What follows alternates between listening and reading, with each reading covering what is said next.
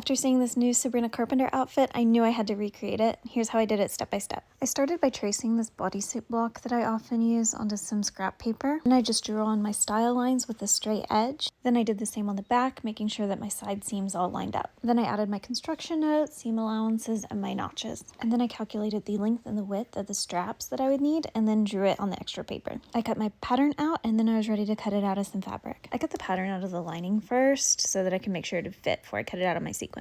I pinned and sewed my side seams first, running it through my serger, but you can zigzag it too. I basted it to where I could try it on, and it fit, so I could start cutting out my sequins. So I just repeated what I did on the lining, cut it out, sewed it up the sides, ran it through the serger. Here's my two pieces, and then I'm going to pin and sew them together, but just at the leg holes.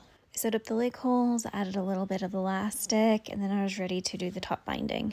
Instead of using a sequin fabric like I believe the original has, I just used some gray silvery spandex and used it as a bias binding across the top. So I basted the tops together and then added on this binding. And then I ran my straps through the serger. I did the most careful stitch in the ditch to make sure the binding looked perfect from the front. I sewed in the zipper, and then I sewed up the bottom, and then it was ready for some details. I hadn't done a rose before, so I just sewed up a tube of fabric and sewed it to the bodysuit, and it kind of looked like a rose. And then I added some flat back rhinestones for the sparkle. Here she is all done. I love it. Follow for a try on video next.